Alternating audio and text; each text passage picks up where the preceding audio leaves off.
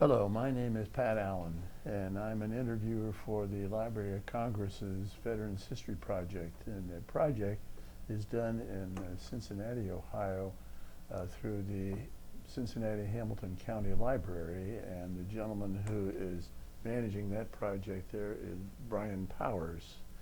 And today is October the 27th, 2021, and we have the great honor and privilege of interviewing a Vietnam veteran here at the Mayfield Spine Clinic. We are going to be talking with Thomas Stanley Berger. First of all, thank you for doing this interview, and thank you for your service. You're welcome. And what do you go by, Thomas or Tom? Tom. By Tom, you careful use that That's for fine. the interview. All right, Tom, let's start at the beginning and tell us where and when you were born. I was born on May 22nd, 1939 in Montgomery County, Ohio, Dayton. How long, do you remember what hospital you were born in? I was born at home. Okay. 1900 Rosemont Boulevard in Belmont. What were the names of your mother and father? Emory, and they called my mom Russ. She was Rosamund? Rosamund, yes. R-O-S-A-M-U-N-D? Correct. What was her maiden name? Stang. And your dad was Emery, E-M-E-R-Y? Emory. Berger. Francis Berger? Yes. Right. Do you know when they got married? They got married on Labor Day in 1935. Do you have any idea how they met? I'm sorry? Do you have any idea how they met each other? You know, I'm not certain. I know that they both grew up.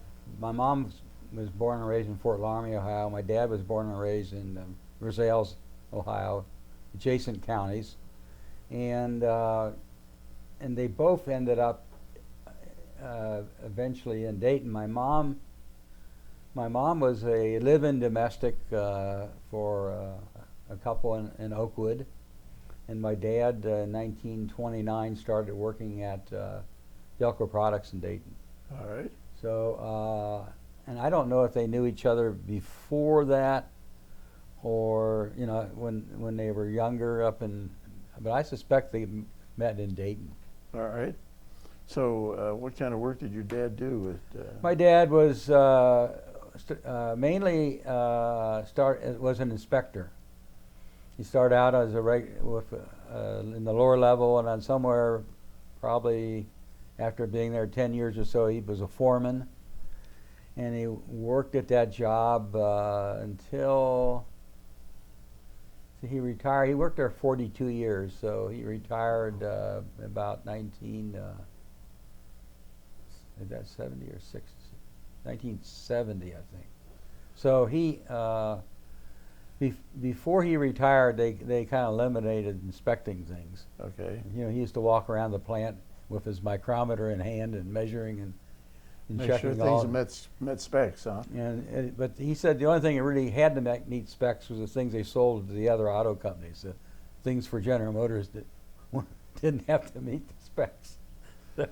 So he my dad was always a farmer at heart. So in the early 50s, he bought a farm out between Bellbrook, Ohio, and Waynesville, and so he, when he got off of inspecting, he had to go back on the line. It's just as a general. So he started working at night, and so for 10 years he worked 6 days a week at night, and then daytime he went out to the farm and planted everything for that farm. How big was the farm?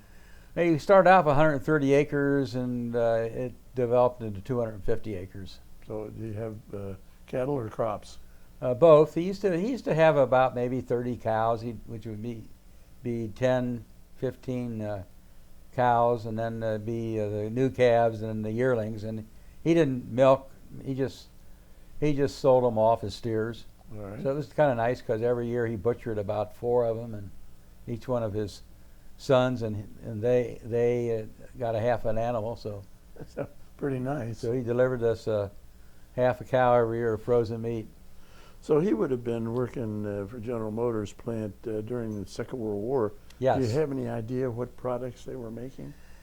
Well, one thing they made was a little anti-personnel device. It was I think they were solid steel in the shape of a little bomb about this long. And then they just dropped those out of the bomb bay doors of the airplanes that land on, you know. Okay. So one of those that land on your head, if you didn't have a helmet on, you'd probably be dead. Okay. And then they also made, General Motors made shock absorbers, so they had the ability to make tubes, so they made They make mortars? mortars and different things like that. Okay.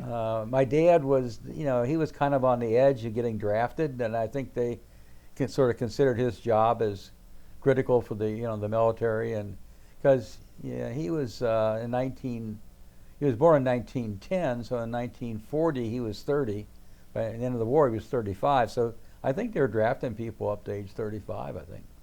Do you have any recollection of your dad saying anything about the Japanese attack at Pearl Harbor? No, I don't recall that. The things that I recall, like during the war, I still remember we lived within like 7 miles at the end of the runway of right field. So there was always issues about being attacked, and they had blackouts, and the guy would walk around at night sometimes. You see him with a helmet on and a flashlight and shining a light in the windows of the house. And you have to have your curtains and shades all Yep, drawn. right. And do you remember having your food? You had to have stamps, coupons for that? Food and gas. Food and gas, right. So we didn't, and in actuality, we went on a vacation to Michigan in 1944. That was during the war yet, and drove all the way up to, got to go across the Straits of Mackinac before they built the bridge on a ferry. Well, how did you work that out? Because they weren't manufacturing cars, and the rubber was going to the military. We had our 1937 Chevy, and how'd you get gas? I would suppose my dad probably saved up all of his coupons. They never went anywhere. Even after the war, he would be lucky to have 3,000 or 4,000 miles a year on his cars. And I wonder if maybe he stopped. We stopped at Grandma Stang's, my mother's place, on the way up to Michigan, and dropped my baby brother off there. And where was that located? In Fort Laramie. Fort Laramie. And when he stopped there, he always filled up the tank with the farm gas. Farm gas, sure. So they probably had some gas there. So I don't know how far that took us in those days, but I still remember waiting 5 hours for the ferry to go across up to the Upper Peninsula, and we stayed in Hessel, Michigan. Okay. Yeah, I've been across the bridge there, but I can't imagine going across there in the ferry. They even had to take trains across in the ferry. Yeah, is that right? Yeah. I for about maybe 7 or 8 times I rode a bicycle ride in Michigan called the Dalmac. Went from Lansing to Mackinac City, and then the ride ended by riding a bike across the bridge, which is 7 miles long. Yeah. They closed one lane in I-75 for that, and they put sheets of plywood on the expansion joints. Were like 6 feet long, and we rode across that bridge. Kind of scary when it was pouring down rain and windy. Or when it was windy. Yeah. I've crossed there when it's been windy. So I rode that ride that many times. It was kind of interesting. Did your mom or dad have any relatives that were in the Second World War? Let me see now. My Uncle Ben Stang, subsequently after the war, he went to the University of Dayton and got a degree, and he was the treasurer for the local Packard companies. Okay. I think that was down on Wayne Avenue, I think. And I don't know where he was in the military, but I do know he was in the Army. My mom had 12 brothers and sisters. Oh, big family, gee. Yep. So I don't know. I think Uncle Ben was the only one of that family. And on my dad's side, I know one of his brothers, juniors, so that would have been Raymond, was in the military, and I think he was over in the Middle East, like Syria, one of those places, Okay. whatever was going on over there. and I think his brother, youngest brother Charlie, also may have been in the Army, and there were 10 people in his family. I was just going to ask how many brothers and sisters he had. 10. So I've got about 60 first cousins. I don't know most of them. And when you have a reunion, you take over the whole hotel. Yeah, right. All right. So how many brothers and sisters do you have? I have 3 brothers. And where do you fit in the... I'm number 2. So give me your brothers' names and ages. My brother Omer is 84. He's a retired pediatrician. He was at Children's Hospital for about 40 years. Children's Hospital in what city? Cincinnati. All right. And there's me, and then my brother Gary actually lives on the house of the family farm, but he only owns about 6 or 7 acres of the 250. We sold all the rest of it. All right. Well, and what road's that on? It's on Bellbrook-Waynesville Road. Okay, I go by there frequently. So you go out of Waynesville and sort of jog by the library, and then go straight up, and it's at the corner of Bellbrook, Waynesville, and Spring Valley Road. Okay. And then my brother Gary worked at NCR for about 35 years. He worked in the main headquarters, and he was their photographer. Okay. So when people came from wherever, and they always take pictures, and he took the pictures. And so for somebody that's not familiar with NCR, that's National Cash Register Company. Correct. And it was located in Dayton, Ohio. Yeah, beautiful grounds, and most of that belongs to the University of Dayton now again. Yeah, I when I came to Dayton, NCR's buildings, it was just a city within itself. Mm-hmm. And, all right, and then you... And my brother Dan,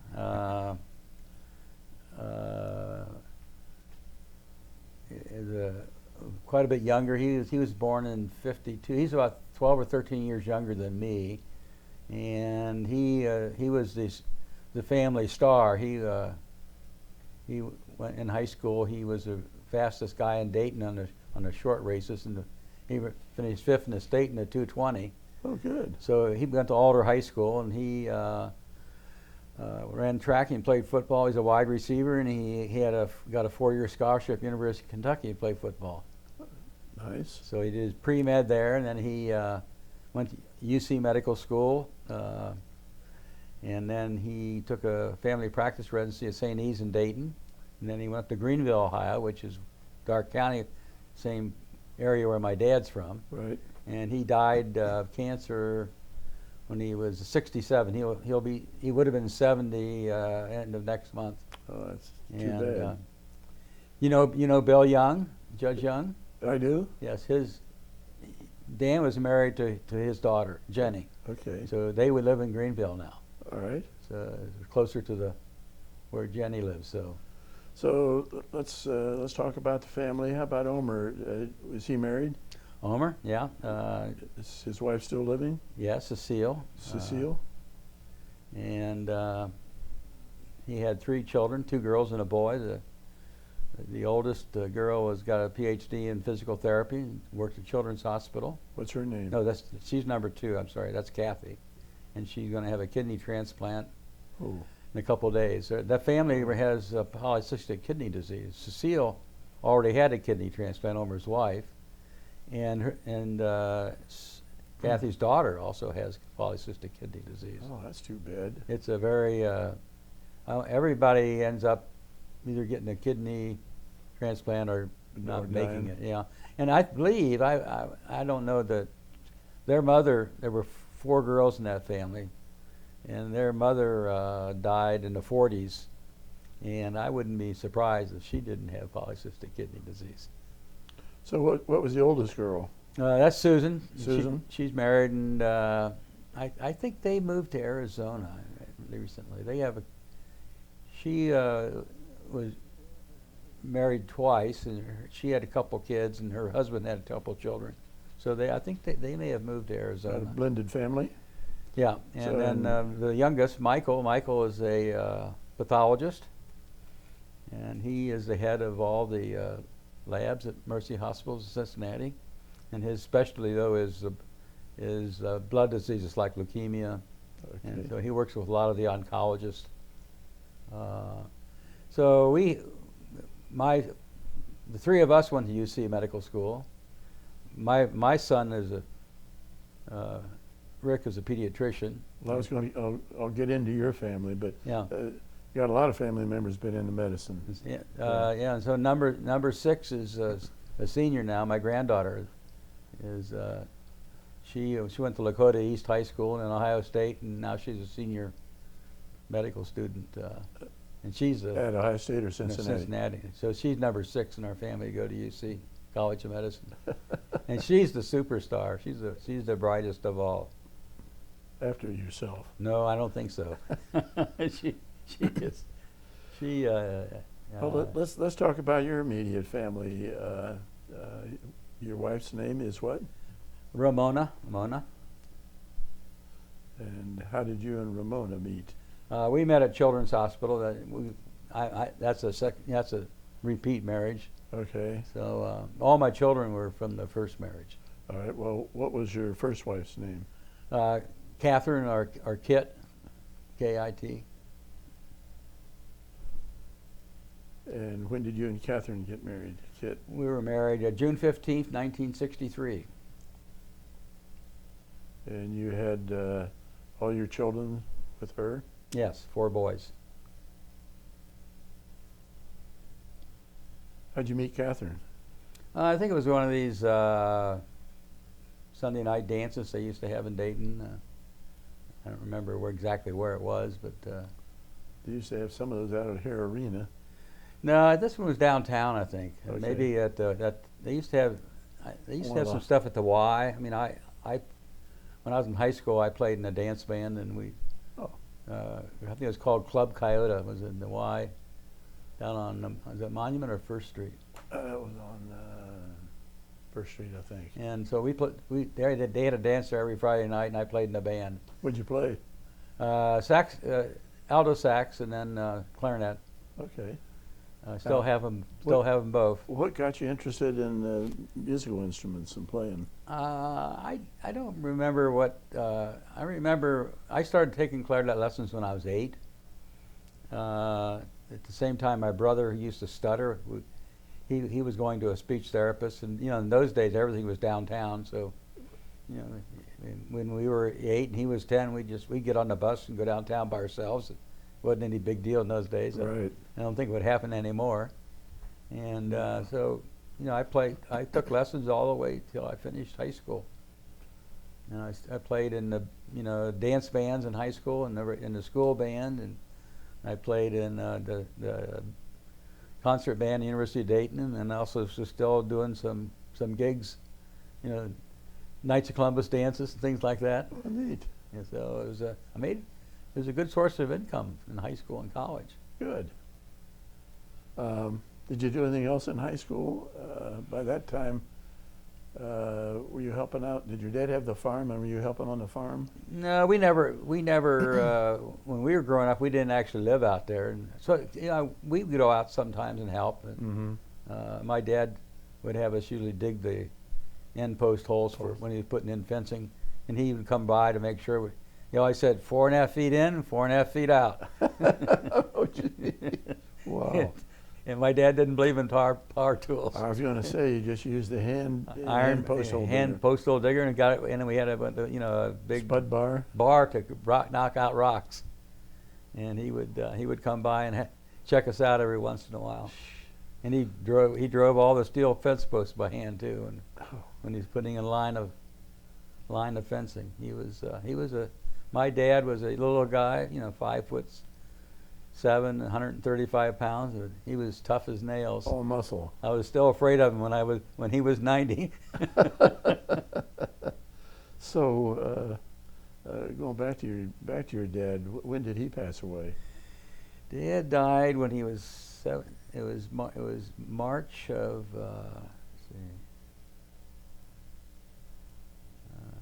he was 83, 93. I guess in maybe.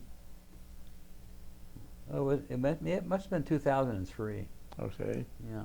And how about your mom? How about And Rose? she died a little over a year later. She was 95. She kind of died close to Christmas Eve, December 23rd, I think. Did they enjoy pretty good health up to the time they died? Yeah, I don't think my dad had a lot of spine trouble, so he had his lower back and his neck operated on. Okay.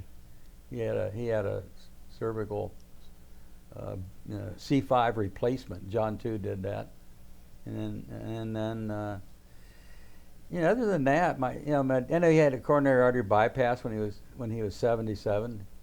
At Kettering Memorial in Dayton there. And how about mom? Was she pretty good health till she passed away? Yeah, the only operation she ever had, I think, was cataracts.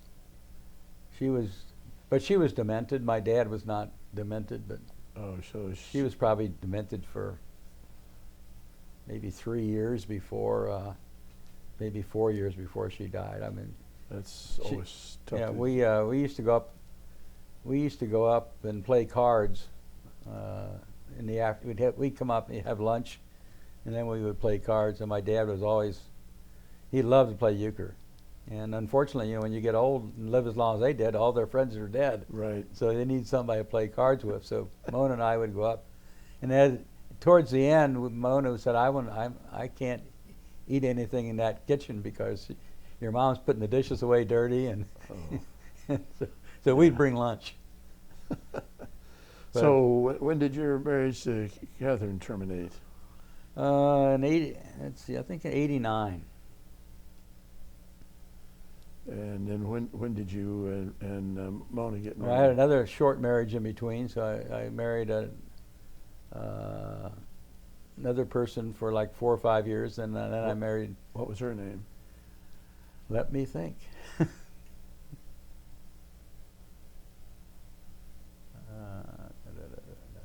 I'll have to. Sometimes people like to forget certain things. How about Catherine? What was her maiden name? Rumping. Rumping? Mm-hmm. Ruemping. All right. She grew up on the north side of Dayton. And then Mona, when did you and Mona get married? We got married in May 15th, 1999. How'd you meet her? At Children's Hospital. Children's? Yeah. And did she have any children? No. Was that her first marriage, or she was married for a short while, when maybe 10 years before that, and I think only for a year or so. Okay.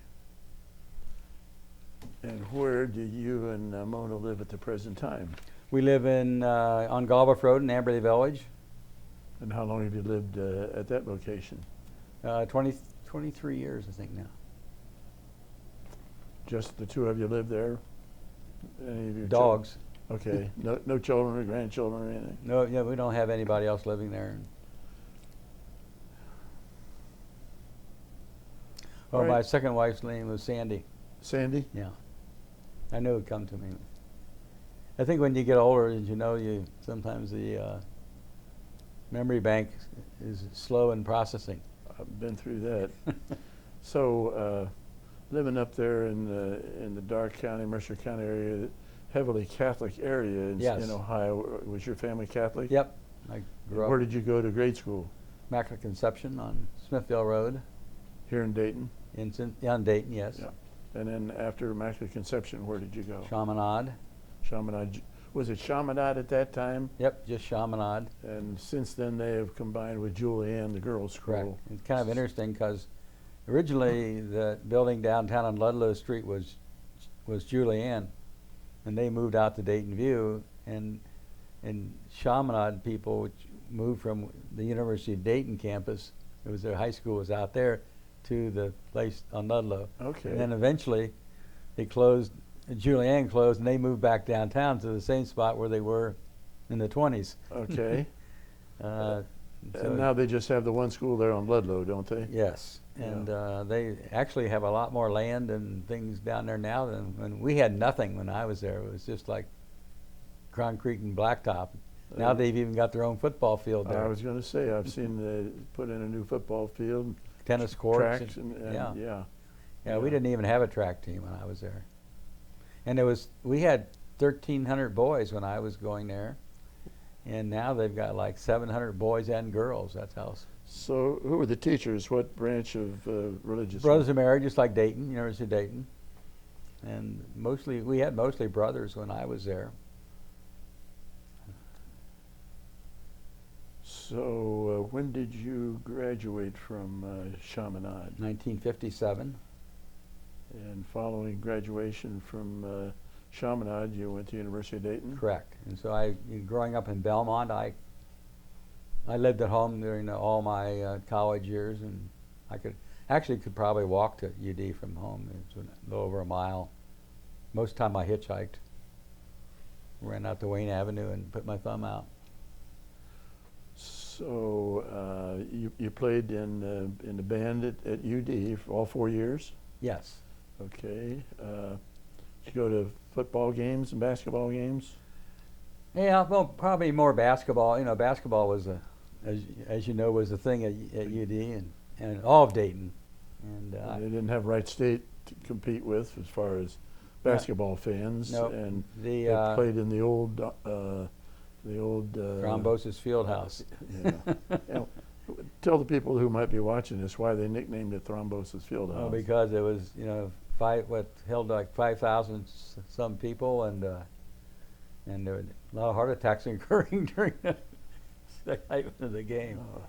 Actually, I think that they just barely moved into that place because they were still playing over in the fairgrounds. They had played in the fairgrounds, and when I started there in '57, they were playing on campus, and I don't know how long they had that building. But the freshmen played, I think, over at the fairgrounds. Yes, we did. I remember going to some of the games when Shimaluski was Right. a freshman and Roger Brown. Roger Brown. Roger Brown was fantastic. It's a shame what happened to him. It's kind of off topic, but anybody that might be watching this, Roger Brown was an African American boy from New York City. Right.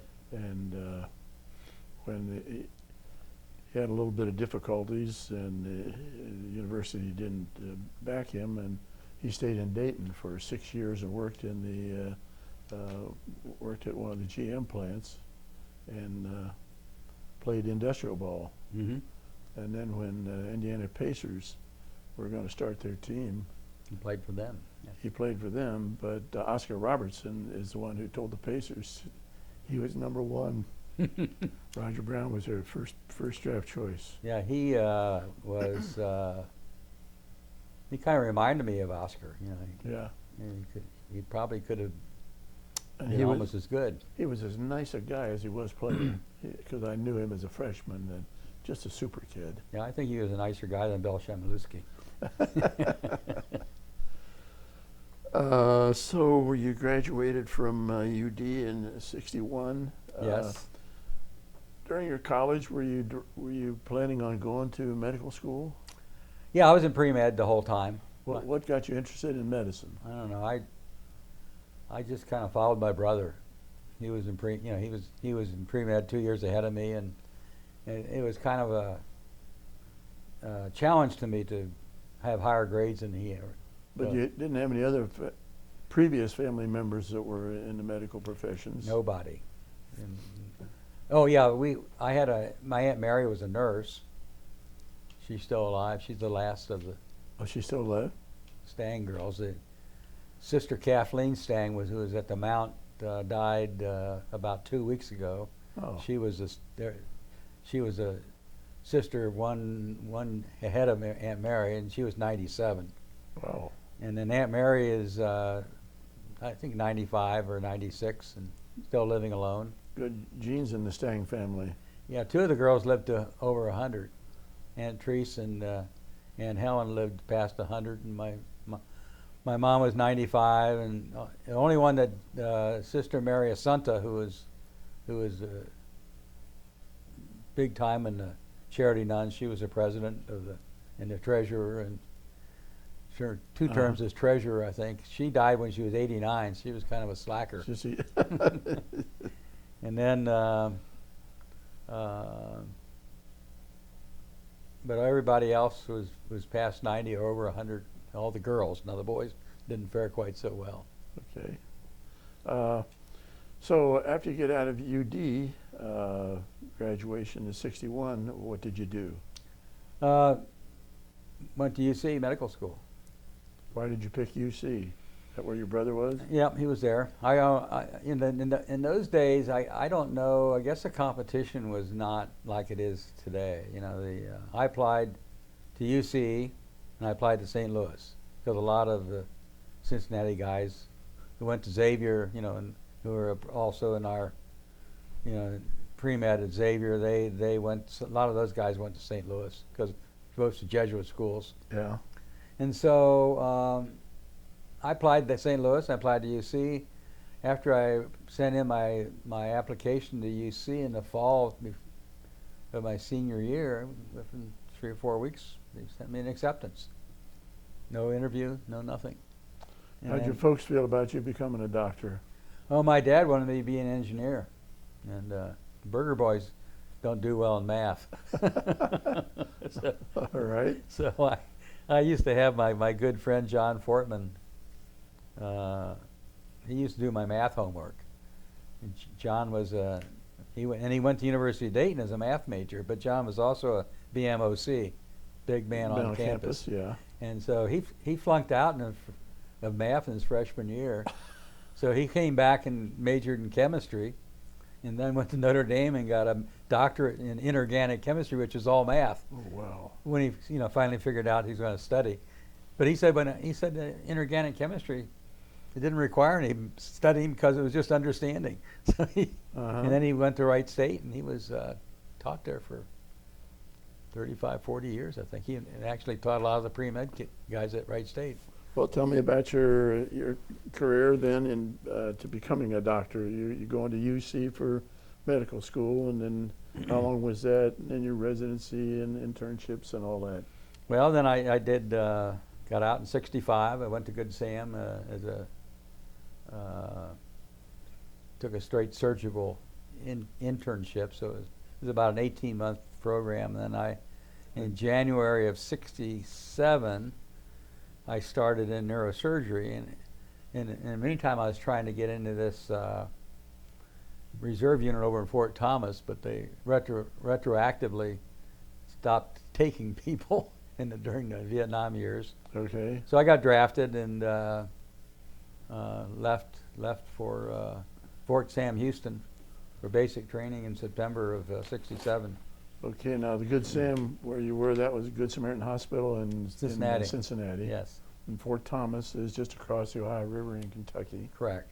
And why did you want to be a surgeon? Well, I was very much interested in the nervous system. When I was at my University of Dayton years, University of Dayton had a lot of contracts with the government through their research institute. So my whole 4 years at Dayton, I worked in the research institute because I paid all my own tuition.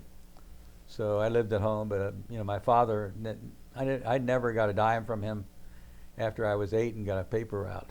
Okay. They fed me and gave me clothes, but they didn't give me any money. So I in the last 2 years when I was at Dayton, I worked at Wright-Patterson Air Force Base in the bioacoustics lab and in the neurophysiology division, and did head injury research. Okay. And pretty much, the guy that I worked for was a neuropathologist named Reinhard Frieda, but right before I started there, he left and took a job at the University of Michigan. So, he still had a contract with the government. So I did his research, but I never met the man. But I did research projects. Really, I basically was a technician, but. So was it hands-on research, or was it reading research, or? No, well, it was mostly hands-on. I was injuring mainly rabbits. And back in those days, if you had a project that had something to do with space, you could get money. So I I did a project where I did local brain contusions on rabbits at normal atmospheric pressure, and then I did it a whole the same thing again at 1.5 atmospheric pressures. And the animals would, after they were bopped on the head, they would live for a couple of days, and I would sacrifice them and take out their brain and upper spinal cord and make microscopic sections. And at the University of Dayton, fortunately, I took a course in histology and microtechniques, so I was able to do all that stuff. And so I would make all these slides, and then I would stain them and so forth, and I would send them up to Michigan for him. You're doing his footwork, and he's getting all the credit. Yeah, I never got my name on a paper.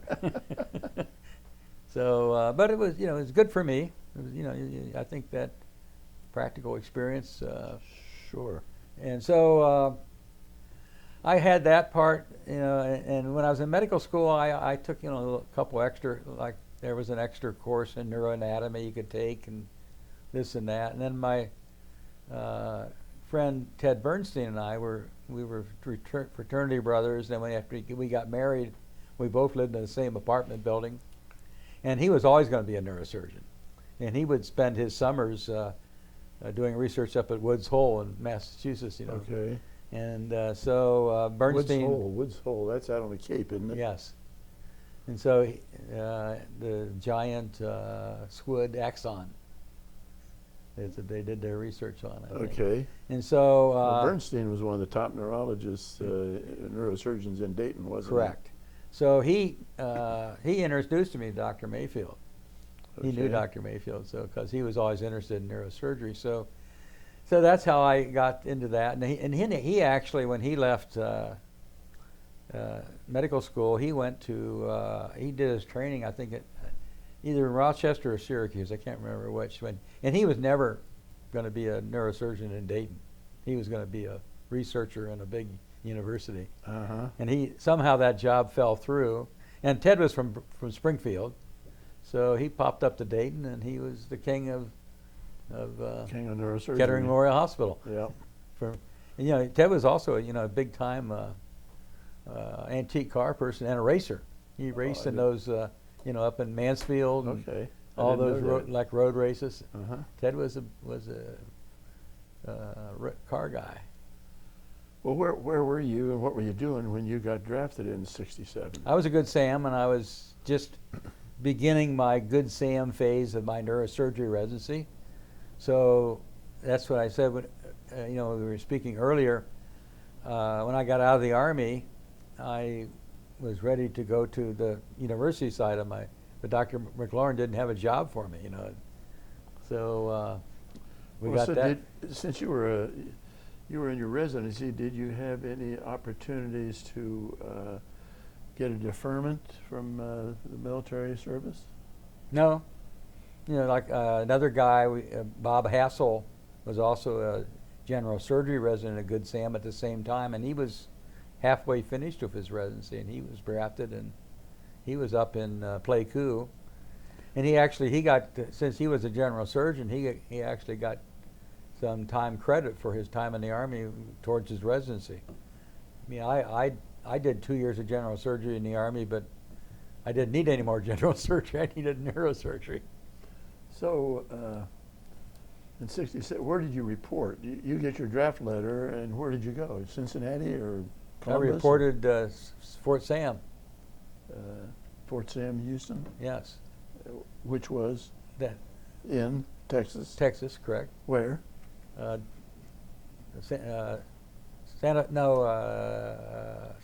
Near San Antonio? Antonio, yeah. There was an Air Force base there too, I think. But yeah, that's where all the doctors did their basic training. Well, I don't think I've interviewed a doctor. Tell me what your basic training as a doctor recruit entailed. Well, most of it was classes. We would go there at 9 o'clock in the morning, and we would be in class probably till 1 or 2. The instructor gave us the opportunity just to go straight on through lunch and skip lunch, and that way you could get out early. And if you wanted to go, I had my family with me there, or or some of the guys went to the bar, you know, Okay. went to the club. So, how many members of your family were with you at that time? There were my wife and I and 2 kids. Okay. We were staying in a, I don't know. Were you on base or? No, I don't think so. I don't remember what I think it was bigger than a motel room. We were there 6 weeks. So we did some, you know, weekends. We had some time off on the weekends and visited the zoo. And All right. I remember finding my oldest son. He was fascinated with snakes, so I didn't particularly like snakes. And we went down to Nuevo Laredo and went across into Mexico. Mexico and did that one day. And So after your 6 weeks there at Sam Houston, where did you next go? Vietnam. So I don't remember. I can't remember exactly. I probably got a week or 2 off after that 6 weeks, but I got orders for Vietnam, and I hopped on a plane, went to Oakland. Oakland, California. Yeah, and everybody would go to Oakland, and you just wait till you got an airplane ride to Vietnam. So I was there 4 or 5 days. So how did you get from Sam Houston to Oakland? Was that a military plane or a commercial? That was commercial. And then from Oakland over to Vietnam, was that military or commercial? Commercial. Remember what kind of plane it was? It was a 707, and no first class. It was like, 6 across, front to back, and no drinks, and like it is now. I brought a map of Vietnam, and I think you were down in this neck of the woods. Yeah, well, It was on K. Quin Yon is here on the coast, and Where did you land? well, I landed down Pentagon East down in Tan Son Nhut. Okay. You know, that's Long Bend. You know, that's they called that Pentagon East because that's where all the big guys were, and they had a golf course, and it's just like home. And so it's kind of funny. We landed. Seemed like every time you land at 7 o'clock in the morning, we landed at Long Bend at 7 o'clock in the morning. Or Tan Son Nhut, and then up to Long Bend, and then we hung out there all day processing. So at midnight, I get on a plane, and we always called it a milk run. So we probably landed 5 times, and guess what? We landed at Quin Yon at 7 o'clock in the morning. Mm-hmm. And processing Quin Yon, and they said, well, you're going to On K. And I thought I was going to have to stay. Here's On K here. I was going to have to stay overnight in Quin Yon, but I caught I think it was a Beaver, it was a Canadian plane that held about half a dozen people, Oh, yeah. single prop. Yeah. And we flew up to On K and got there late, pretty late at night, and after dark. So, and they landed the airplane, and I get off the plane, and there's a guy sitting there in a deuce and a half. That's a 2-ton truck.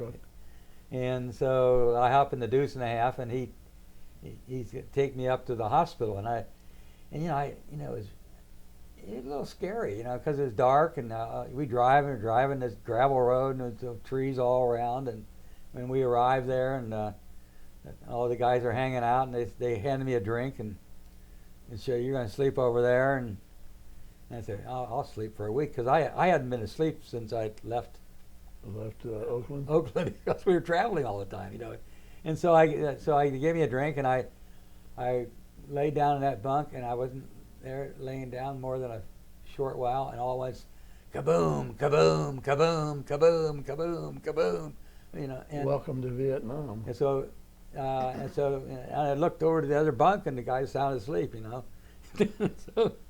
so I found out in the morning, and I didn't sleep at all that night, that every hour and a half hour they fire these 105 howitzers into the free fire zone, and after a while you get used to it. So, Mm-hmm.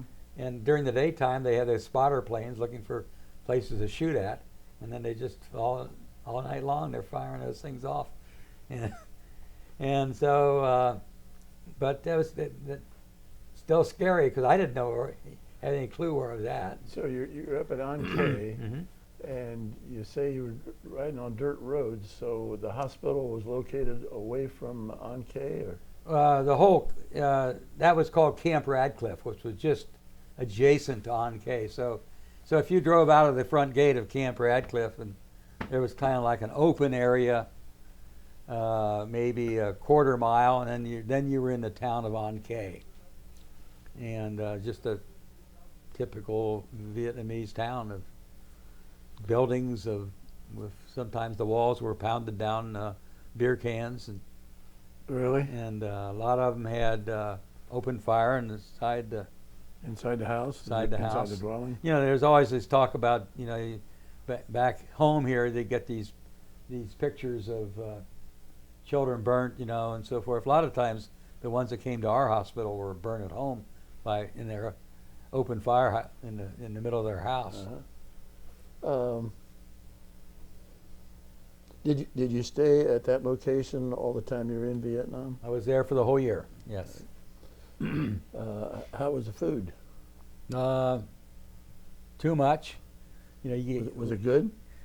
No, not really. We were being fed the military soldiers' diet, so it was like 4,000 calories. So if you went to mess hall 3 times a day, pretty soon I got, I was over 200 pounds. How much did you weigh going in? Probably 180. So eventually, what happened is we would only eat lunch in the mess hall. Morning, I'd get up and go around the hospital and see a few people, and then I ran a surgical clinic every morning. And so, how big was the hospital generally? How many patients would it? Well, we had about 110 beds. Okay. The idea was not to have people stay there very long. We had a small intensive care unit. The operating room was just like you see on MASH. It was like 3-4 tables in the same room. And most of the time, if the person we would operate on was not going to go back to duty in Vietnam anywhere soon, probably go next to Japan or back home to the United States. So 3 or 4 days after, if they were stable, we would transfer them out. Now, there were a few people who maybe had a little injury to a leg or an arm, a frag wound, or something that would get better pretty quick. We would patch them up and keep them in the hospital till they were either could go back to duty in their local area, or they might go down to Cam Bay. Now, what was at Cam Bay? Cam Bay was a big port there, so a lot of the supplies came in, and there were barracks there, just like you see, 3-story barracks in any army camp. It was all sand, so you walk on wooden walkways around, and very hot down there. And in Vietnam, if you were a major or above, your quarters were usually a 3-bedroom trailer. Probably more 3-bedroom trailers in Vietnam than are in the United States. So but they didn't have any running water. It still had an outhouse. Okay. And in Cam Bay there was this huge trailer park, and up in this little rise was like a 3 or 4 bedroom ranch, and that's where the general lived. And so it was kind of an area of rehab. And when I left country to come home, I left out of Cam Bay, and when I took a trip to Hawaii for a short vacation, I left out of Cam Bay. So they had a big airfield there. And what kind of facilities did you have? Living facilities at your home base? in Ankh? Yeah. We lived in they call them tropical buildings, kind of like a pole barn, cement slab, building with probably 6 rooms, and 2 people would share a room. Do you have walls and interior walls? Yeah. Concrete block or what? Interior walls? Yeah. No, just drywall or board or some sort of Okay. fiber board or something like that. And no heat. Of course, you didn't need any in Vietnam, did you? Well, we did where we were. We were at 1,500 feet. Okay. So January, February, we were wearing sweaters till noon, and nighttime we had to find some blankets. Okay. So we generally had blankets. So we didn't have a large number of officers. We did have women nurses, and they had their compound away from us, and surrounded by concertina wire, and they had flush toilets. We did not have flush toilets. Really? Discrimination? Yeah, and so it was, Camp Radcliffe was a huge place, and there was central power. They had a central water treatment plant. We had a big water tower at the hospital, and they would come, once or twice a day with a big a semi with, tanker, and fill that water tower, because we needed water for the hospital. So We used central power, but we also had another semi sitting there full of generators in case central power went out. okay. And if those two things were out, and then we had a little generator in the back, sort of behind the hospital, you had to go out and pull the cord on that would give us ceiling lights. So we were always had enough power. The hospital was generally separate buildings, mainly Quonset huts. What were the enlisted guys living in as far as accommodation? Were they in tents? Oh, they were in tents same kind of bit. No, they were in buildings too. Separated from us. We had our day. Most of us didn't. We didn't eat dinner in the mess hall. We built a volleyball court out in front of our hooches. Okay. And we played volleyball from 4 to 6 every day, all officers. We tried to play the enlisted people, but they don't. The government doesn't like enlisted men and officers to be mixing. So what was your rank at the time you got over to Vietnam? Captain. So we played volleyball. Pretty aggressive game for a couple hours. It wasn't unusual for somebody to be over in the ER getting a laceration of their head or forehead sewn up, or catch an elbow in the head, or. Well, what was your average work day? How many hours? Starting in the morning until you. I got up every morning at 6. I was part of a group of people. We used to walk for 5 miles every morning around the post. It was 5 miles around. All right. So came back from that, took a shower, and then I would go over to the hospital around 7 o'clock, 7:30, and check on a couple of patients, and then I would run my clinic for a couple hours. I would burn off warts with a coagulation device. I would see some people with various other conditions. Sometimes I did some circumcisions. You say, well, it's kind of that's not an emergency procedure, but sometimes if you had a very tight foreskin and infection and so forth, so I would do circumcisions, and occasionally I did operate on some hemorrhoids, and that was in that.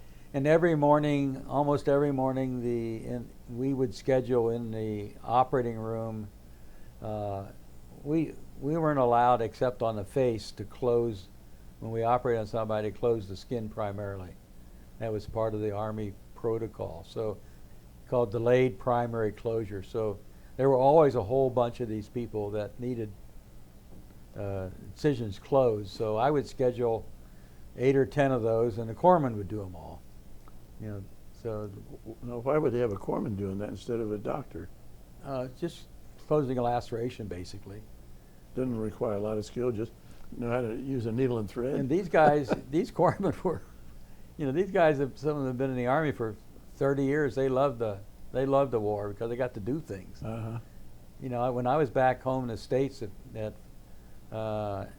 McDonald Army Hospital in Virginia, there was a child, maybe 8-10 years old, came into the emergency room one night and a small laceration on the forearm. maybe this long, nothing involving any nerve or muscle, and I had the corpsman close that, and I thought I was going to be court-martialed. Really? It got all the way up to the general. So, and our commanding officer, he was not very much liking to defend his doctors. I think he was looking for a star, so he didn't want to upset the general. So you were just doing what you had done over in Vietnam? Yeah, right. I mean, and so, but they did, and so they would do all those cases, and I would, and they would. We had to handwrite our operative notes. We couldn't dictate, so everything was handwritten. So they would do the operative notes, and I would sign them. And so, how about the base itself? Were you under attack at all from the Viet Cong? Camp Radcliffe was, well, number one, I think during my year there, that part of Vietnam there was not a huge amount of action, no big, force of people coming to. They were all up farther north, Quezon and places.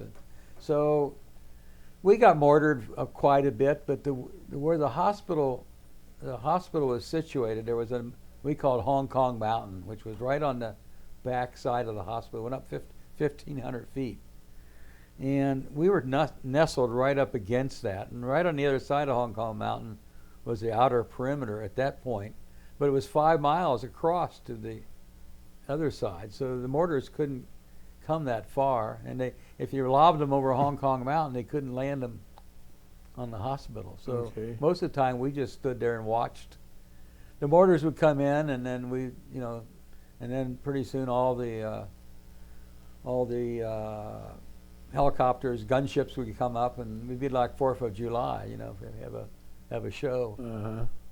And then almost every night, the thing that they call Puff the Magic Dragon was I don't know if they shot a 60 millimeter cannon, or they were shooting out of the bomb bay doors. They firing these. You could see the tracers, but they would go back and forth all night long, just firing off. Firing into the jungle? Yeah, into whatever. You wonder how the people who were against us could survive all that, plus the B-52 bombings. Had they gotten into Agent Orange yet while you were there? Yes. Agent Orange was, I think when in the summer of 68, we had an outbreak of falciparum malaria up in our area. Most of the people had the more benign types, but falciparums, what you would call blackwater fever, which people got in the kidneys and liver, and they die of that blackwater fever. What was the cause of that? Same thing, same type, different form of the organism that causes malaria. There was Vivax malaria, there was falciparum malaria, there was malaria malariae, but the most common was Vivax. So if a person came in with Vivax malaria in the emergency room, they would be, if they were in the United States, you would think they had the flu. Not very sick. And so they would be in the hospital a day or two, get treated, and they would be back to the unit? Yeah, and most of the time, if the people took their prophylaxis, they wouldn't get the Vivax malaria. What would they have to take? What kind of pills? The same thing they're trying to treat COVID-19 with, the hydroxychloroquine. And we took that prophylaxis all year. And then we took Dapsone for the falciparum for a while. But going back to that, around where we were, it was all brush and stuff. And when the falciparum malaria came around, one day that whole area all that stuff died. So I think they sprayed it with Agent Orange because it was just bare after that. To get rid of some of the mosquito nests. So you were exposed to Agent Orange? Yes. Did you ever have any symptoms from that? Well, I don't know the answer to that. I have coronary artery disease, and if you look at what's approved for government disability exposure to Agent Orange. That's included. And so I do have a 10% military disability for Agent Orange. Uh-huh. Well, besides some of these minor things that you've talked about treating, did you have civilians that you treated, kids, adults, or? Yes, our from the standpoint of the military injuries, we didn't get somebody injured in combat every day, but they would frequently come in groups of 30, which was a lot for us with only having about 4 surgeons. So if we got 30 people in the ER, the soldiers, it would take us a couple days to Work through them. clean that all up. And occasionally we had to transfer people because we couldn't handle them all. But that didn't happen every day. But we also had civilians, and sometimes the civilians were in a group of People that were working on the base? well, maybe, yeah. But sometimes we get Americans and civilians at the same time. For example, if you had on Highway 19 out there, every bridge at night there was a tank parked there, and they had 8 or 10 guys who were part of a little company. Sometimes they would get overrun at night, and sometimes there would be Vietnamese in that group of people who were injured and Americans. So they would come in together, and we had a whole building that was just Vietnamese people that we treated. And one of the reasons was there was no Vietnamese hospital in An Khê. There was in Quy Nhon and Pleiku, and there was also in Pleiku there was a Vietnamese Army hospital. So we treated those locals, and they would stay till they were better. And we ran a little clinic in town too, a medical clinic. Okay. Did you go in there? No, most of the stuff that we had besides the surgeons, we also had general practitioners and internists with us, and so GPs would go in towns. they would take care of that part of the problem, and they ran their own clinic and treated the malaria and all those things, but they would come help us when we had a lot of casualties, doing the triage and starting IVs and So you had 4 surgeons in your unit? Sometimes we only had 3 or 2. Sometimes we had 5, maybe 5. Do you have orthopedic surgeons? Sometimes.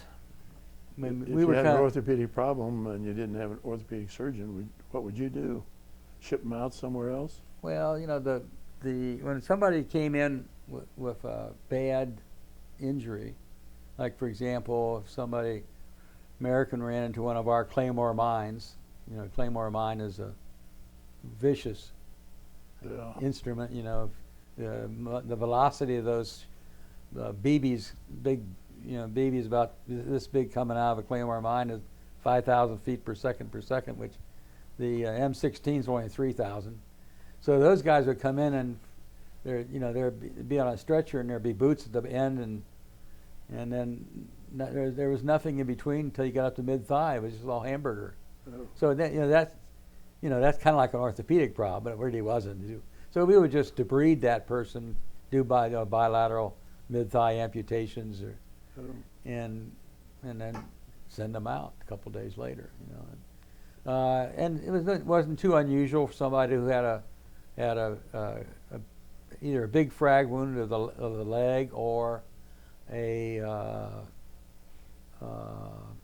gunshot wound with a high velocity weapon, like the M16, is a 22 basically. So if you have where the bullet went in, it's an opening about this big, and on the other side of the leg, the exit's about this big. And so they would frequently get their femur, they might get their femoral artery. So we would have to do an artery repair. We didn't do anything to the bone because it's an open wound. We would just put them in a splint that leg, and on a rare occasion we would run a rod down. We had some pretty pretty good general surgeon trauma guys. They could do almost anything. So we didn't really, we weren't doing any sophisticated spine surgery or fusions so if we had an orthopod, he would generally being used as another surgeon. We had one of our surgeons was a board certified OBGYN guy. So he wasn't near as good as some of our trauma type surgeons, but he knew his way around the belly pretty well. If you were drafted as an OBGYN person, if you were board certified, you became a general surgeon. If you were not board certified, you became a general medical officer. So I had a question and I've zipped in and out. I was going to ask you about the anesthetics and stuff. Did you always have an adequate supply of that on hand? The medicines, yes. The people to administer them No. was it was always seemed like there was an imbalance between people to put people to sleep and people to operate. Sometimes you had too many people to put somebody to sleep, and other times you had too many people to operate. So we had, when I was in the Army, even back stateside, I never saw a fully trained anesthesiologist. All the anesthesia people were either OJT, on the job trained family practitioners or nurse anesthetists. And that kind of came out of a little bit out of World War II. All these, when I was a resident, surgical resident, there was a lot of people in Cincinnati who ran a family practice, but they also gave anesthesia because they learned that in the military when they were in the Army in World War II. Okay. So they would, if they had a patient with a hernia, they would refer it to a general surgeon who would use them for the anesthesia, and that was very common. And 4 or 5 guys working at Good Samaritan like that.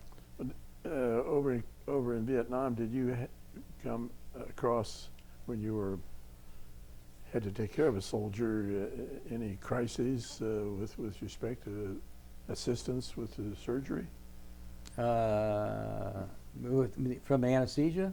No. From any kind of crisis that you had. Yeah, we one day we had one of these guys where he was like 19 years old, healthy, and we had just finished doing bilateral mid-thigh amputations, and he had a cardiac arrest. Oh. So and we did not have available to us, right, as an emergency, blood for electrolytes or things like that. We could do blood count, but we couldn't do sodium, potassium, all these things for electrolyte balance. We had to ship that down to Quinyon, so we could throw it on a helicopter and get it down there, and maybe get the results back in a couple hours, but not stat. So that guy, we tried the usual external massage. We gave him intracardiac adrenaline drugs. Nothing worked. Nothing was working. So we opened his chest. We were doing, direct massage. Still wasn't working. He was fibrillating. So we did the old thing that people talk about. We found an extension cord. We didn't have a defibrillator. And we didn't have a ventilator either. All the ventilation is by hand. So we didn't have a defibrillator. So we buried the wires on an extension cord, and 110 touched his heart, and we converted him. Really? And he made it. Really? So I'm talking, these are the guys, I wouldn't have thought about that, but these guys I was working with, they knew their stuff. I was just a kid. Necessity is the mother of invention. That's right. And we had situations, we carried 50 units of blood, all O, low titer, negative, probably relatively old blood. We didn't have any platelets or fresh frozen plasma. So if we got a person in who was really, really bad, badly injured, and you get, if you got anywhere over 10 or 12 units of blood, you were kind of like, nothing was clotting anymore. So we had at least one situation I remember where we had taken out this guy's kidney, I think a right kidney, part of his inferior vena cava, maybe a lobe of the liver. We were up to like 20 units of blood, and we just had to close him up. It was failure. Yeah. But when most of those soldiers came in that ER, young guys, healthy, maybe in shock, probably sometimes no longer than 10 or 15 minutes from the battlefield, coming by helicopter.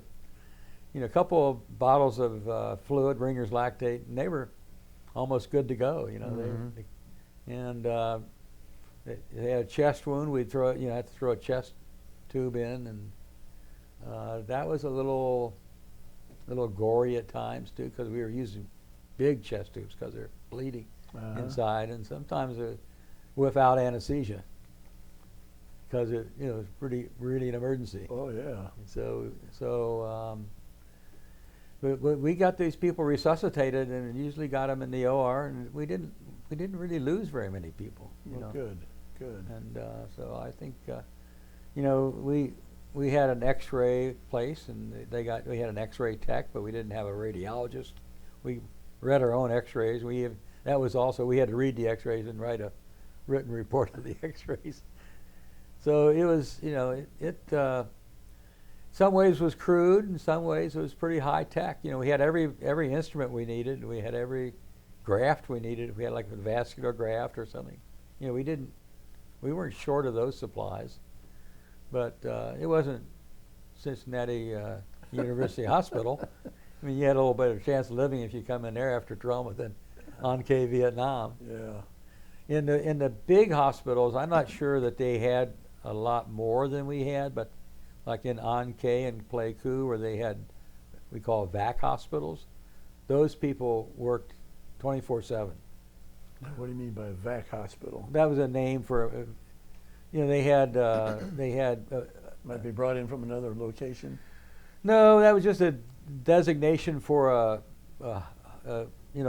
higher class hospital that was probably manned by neurosurgeons, orthopods, general surgeons, a full complement of people.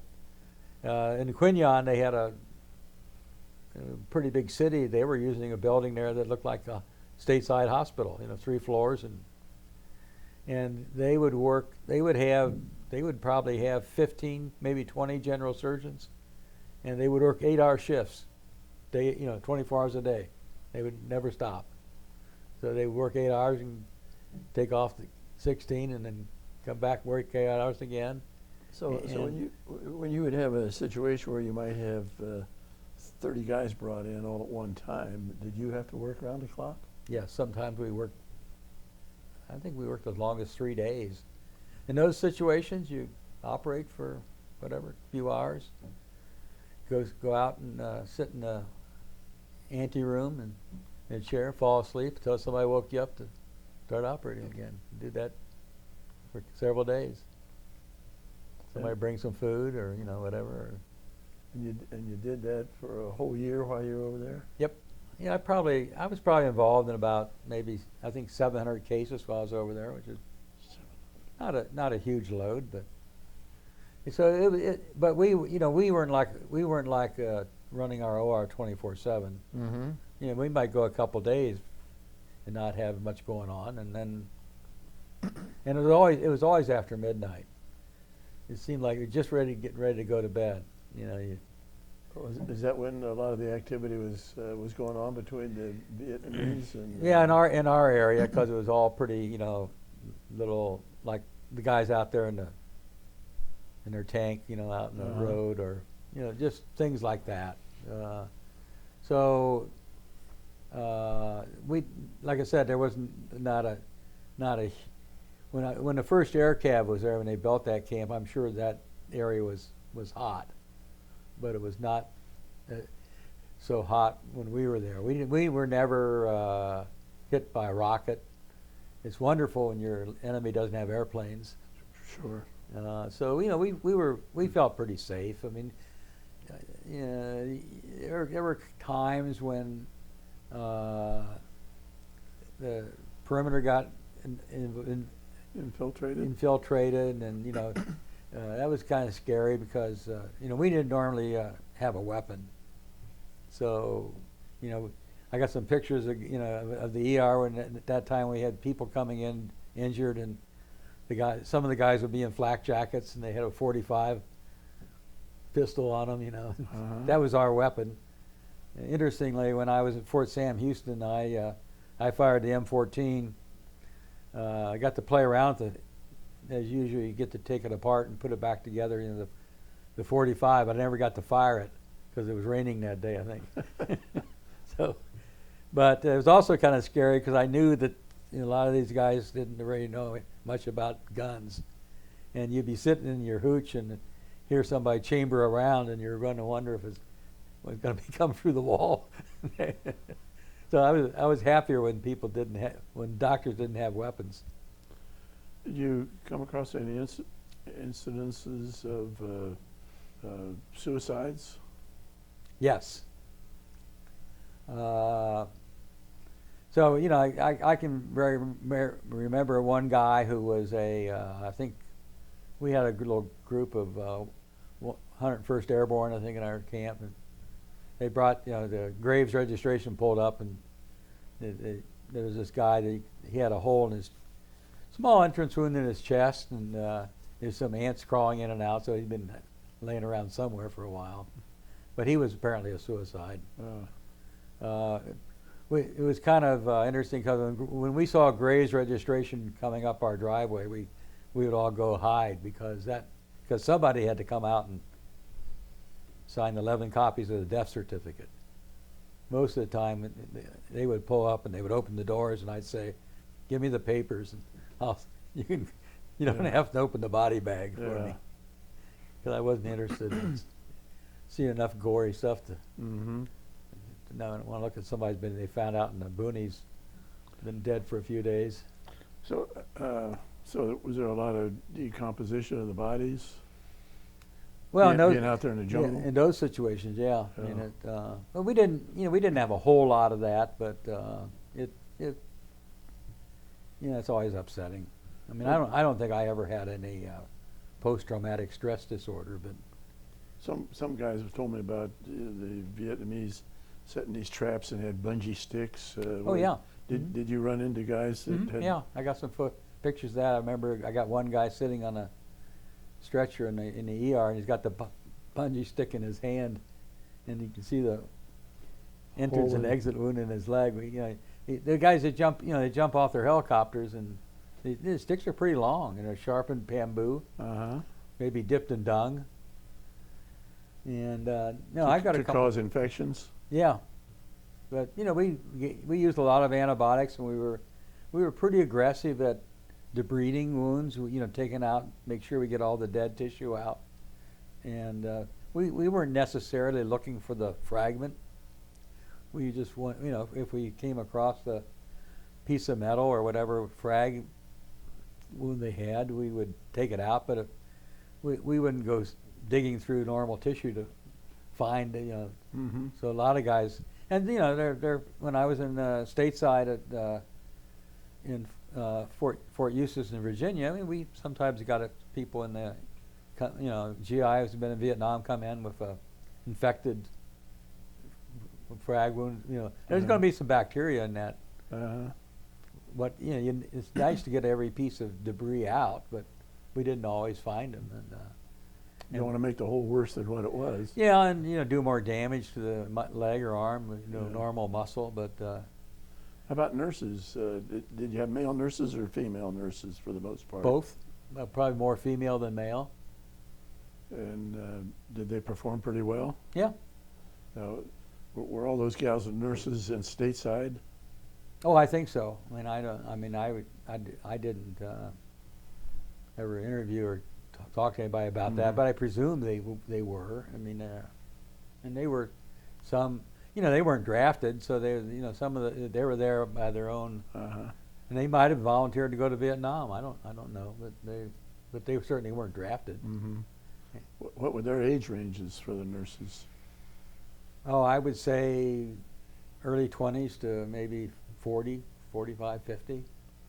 And for the soldiers, 18 to what? There were some soldiers I saw probably in their 50s, Really? but they weren't probably fighting. It was kind of we had some situations where we had enlisted men, high-ranking, E6, E7 sergeants, maybe sergeant majors, who had already retired and re-upped to even partly to increase their rank, and when they go back and retire again to get more money. But some of those people I don't think were very, some of them were medically kind of shaky, as far as their health. Okay. But, most of those guys probably had, when I was there were 500,000 Americans there, and only about 50,000 were actually fighting. Okay. The rest of them were all support. Oh. So you got the guys, counting the money and passing out the money and supply, and Yeah. so there was a lot of people around who weren't really fighting. I noticed on your bio form that you were over there during the Tet, Yes. and what can you tell us about that period of time? Oh, we actually didn't we didn't take any big hits during Tet. Do you have a lot of patience? Not, maybe a little more, but it wasn't nothing. They were really down there hitting Saigon with rockets, and they would carry those rockets from down the Ho Chi Minh Trail, I guess, from North Vietnam all the way down to Saigon on their backs. Well, there was a lot of politics involved in not being able to stop that. Ho Chi Minh Trail wasn't there. Yep. Yeah, I probably true. Yeah. Yeah. But that was not a big issue with us. All right. I think it was like in January, February of '68, I think. So how'd you get your notice you could come home? Well, I mean, I knew I was going to be there for 12 months, so after 12 months I came home. But did you have to go into the boss and say, hey, it's my time, or did they come to you and say? No, that was kind of automatic. They brought you a big crate, and you can throw all your stuff in that you accumulated while you were there. And actually, my crate got home before I did. Fortunately, you weren't in the crate, like some poor guys. We all had, we had camera equipment and stereos and, all kinds of stuff we had bought. Where'd you buy those things? Some of it in the PX. We had a PX probably almost as big as a Walmart. Wow. Air conditioned. Wow. You could go in there and buy anything. You could buy clothing. You could get alcohol, snacks, whatever. All kinds of. So did you have Vietnamese citizens helping in the hospital area at all? Cleaning up, or they were working on post in the kitchen and things like that.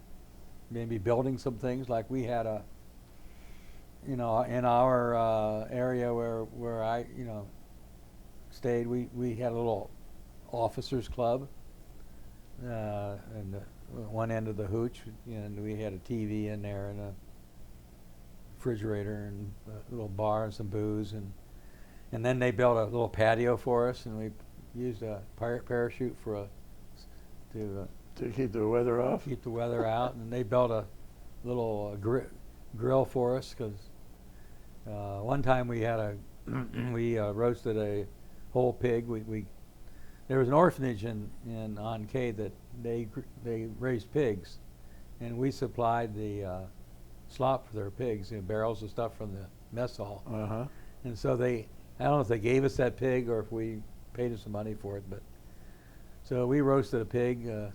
We could buy charcoal on the local market that came in big burlap bags of burnt hardwood. And so we always had, because we didn't go out to eat, and we didn't go to the mess hall at dinner. So we might get together. Everybody would send us stuff from home, like canned sardines and cheese and salamis, and so everybody would, might get 8 or 10 people. Everybody bring bring something to drink and something to, crackers and things to eat, and we'd sit around and that would be dinner. Did you get stuff from home? Yeah. How often? I don't remember for sure, tins of cookies and. Well, once a month or every 6 No, weeks? probably more often than that, every few weeks. And the kind of interesting, I could drop a letter in the mail in On-K, and it would be in Cincinnati in about 4 days, faster than mailing someplace from Cincinnati to Texas. Or Cincinnati to Dayton. And so it was back and forth. I sent home a lot of times tapes. I had a little tape recorder, and they sent me tapes. And what would your tapes be about? What you were doing? Yeah, just Was there some kind of censoring about where you were or what you were doing? If they did, I didn't know about it. But were you under orders not to discuss where you were and what you were doing and what was going on? If they said that, I don't remember, but they may have. But I don't think they really, because we weren't, most of us probably didn't know what was going on in the fighting. Mm-hmm. We were just doing our stuff at the hospital. Well, we would go, if we would have a slow day, and every day, we would have somebody on call for an emergency, but sometimes we would go into On-K and walk around or hit some of the bars in Sin City and have some drinks. Well, what was On-K like? Was it? Can you compare it to a city around here? It looked like Nuevo Laredo or Rio Bravo, Mexico. Some of the Mexican border towns. So did you see any of the residences there? Were they all dirt floors and? Yeah, mostly I think yes. And they were, like I said, they were made out of junk, like compressed beer and pop cans and nailed onto some wood structure or something, or maybe a straw roof. We had our laundry contracted to a local Vietnamese outfit, and you go where the laundry is. There's these open. They're just roofs, but open-sided buildings with tables in there, and the sheets would be on these tables, and they were scrubbing with a scrub brush. And the water was there was a field there, and a big, like a small pond, and there were actually cows and so forth in that field too. But the water was yellow, and when the sheets went to the laundry, they were white. When they came back, they were yellow. And fortunately, I lived with the supply officer, so he and I got new sheets every week. What'd the other guys get? Some of those ones washed in the Vietnamese laundry. Oh, So he always brought me. He and I had new sheets every week. And David would come with. He was a lieutenant in part of the Army Medical Corps. That was hospital administration type. So he would go down to Quinyon. Like one time he went down to Quinyon in his little truck, and there was a guy down there that had 4 chairs, nice chairs and easy chairs, and he had no transportation. So the military way, David got 2 chairs, and he got 2 chairs, but he delivered them for him. That's how things work. That's how it worked, yeah. That's how we got our food, and we had usually in our freezer we had some steaks, and we had good steaks that came in 40-pound boxes frozen. So sometimes we had steaks, sometimes we had hamburgers, sometimes we had Brandy Alexander's for dinner because David, my roommate, was dating the USO girl, and she had an ice cream maker, and then they had a USO unit right there. So he dated her. I think she thought he was going to marry her, but Dave wasn't interested in her. So you mentioned USO. Did you have any entertainers from the States come over to your base? We didn't get much of that. We weren't in that line of, we had, there were probably 2 or 3 units that had a pretty big club on post, where they probably had 75 or 100 officers maybe or something. Uh-huh. So there were a lot of Filipino bands and playing in those places, you know, Okay. playing I Want to Go Home in San Francisco. and so, but they had the big time people in Pleiku and in Quinyon. In fact, one of the, I think there were probably men or people from our post that they were in a helicopter flying up to Quinyon for one of the shows and crashed and they were all killed. One of those big helicopters that holds about 35, 40 people. Oh, gee. So, but we didn't get any of those people. Well, did you hear anything about that? Was that equipment failure, or was that? I don't know what happened, if they got shot down or. Bess Parker was at our place one weekend. Oh, was he? Once a month we had a champagne brunch. So in our club you had to, you know, it was self-serve, but you had to put a little money down. So we usually have $40-50 left over at the end of the month, and we would spend that on champagne.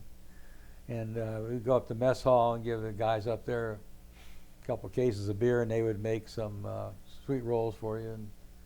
And we had our little fire pit. We could make eggs, and so we had a champagne. That's what Fess Parker came for.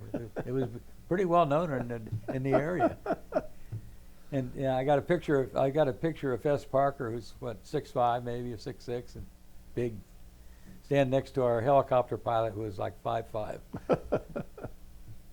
So that was just part of the entertainment. You know, we would usually have a little party when people were going home, and we had a guy. One of our corpsmen was a conscientious objector, but he was also played violin for the St. Louis Symphony Orchestra, and so we had a strolling violinist. Mm-hmm. Oh, man. At our party. Oh, really? Yeah, we had fun too. You know, you got to have fun. Yeah.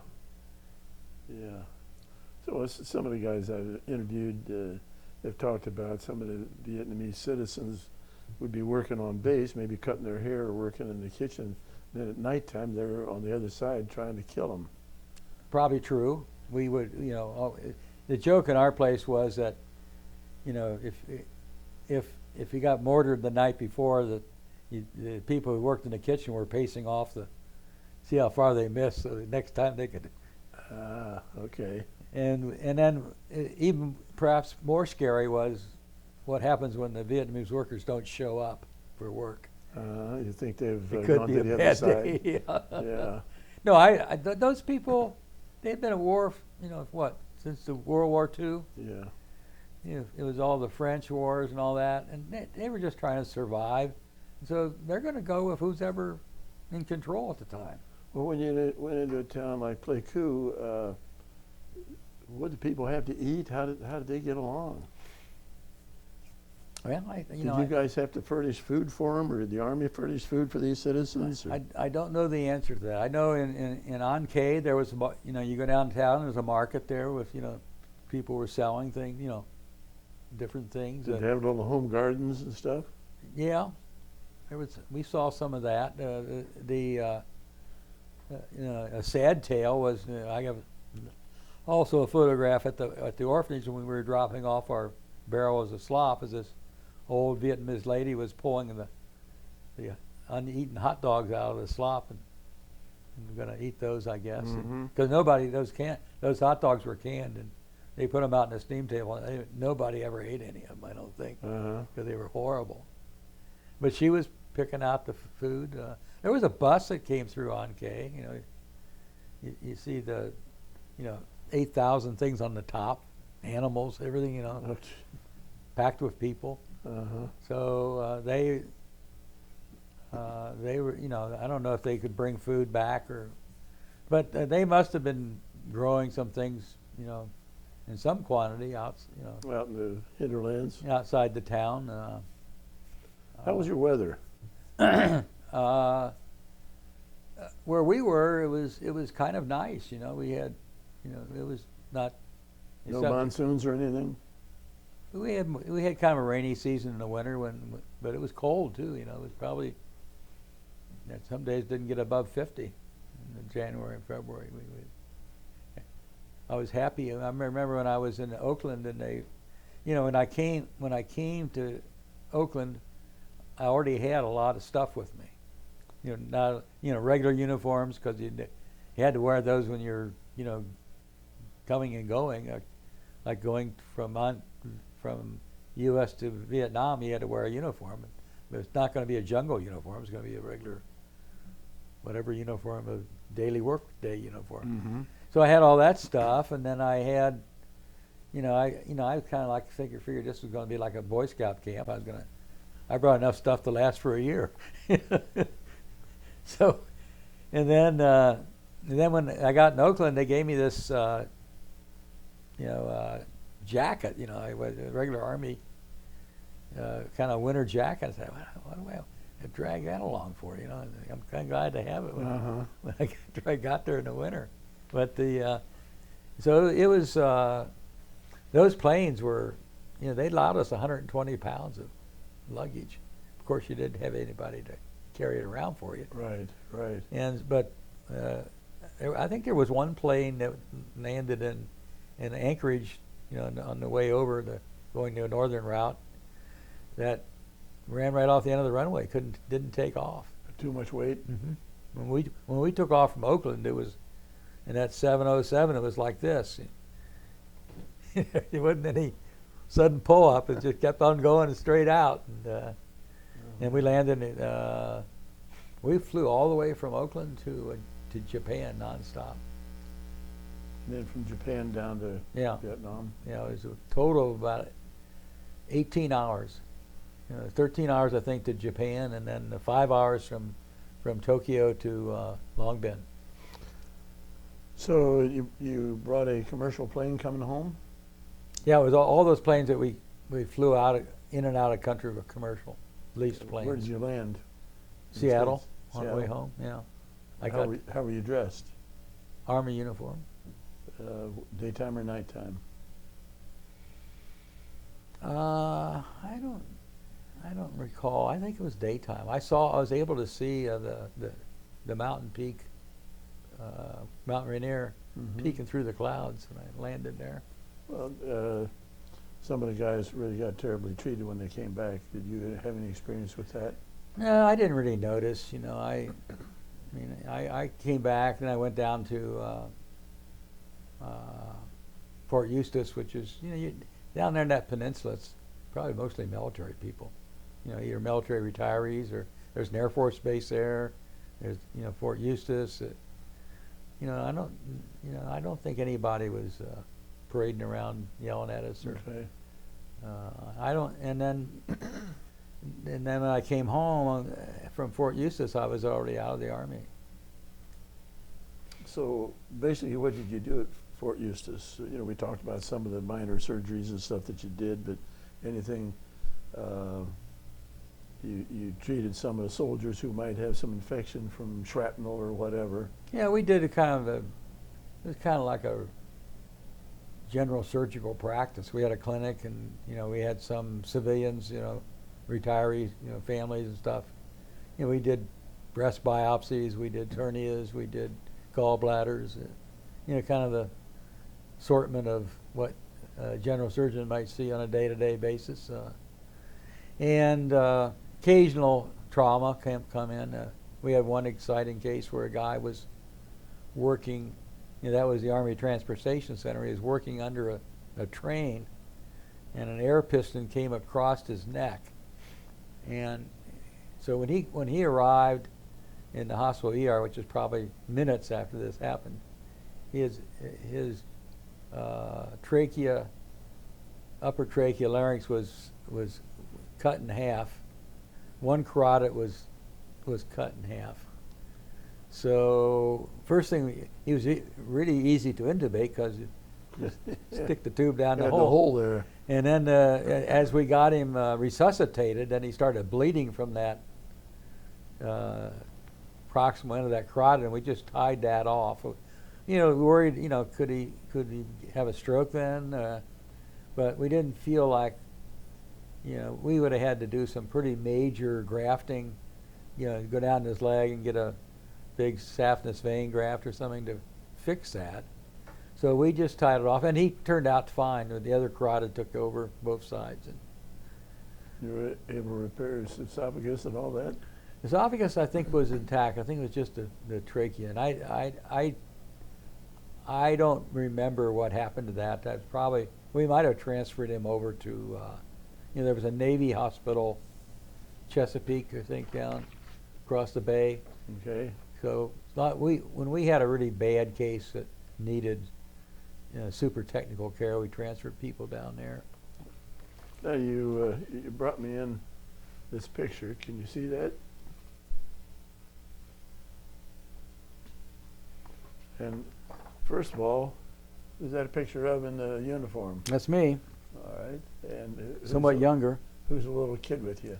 I don't remember that child, and I looked at, you got another child right next door here, and I don't see any obvious bandage anywhere, so it could have been a wounded child who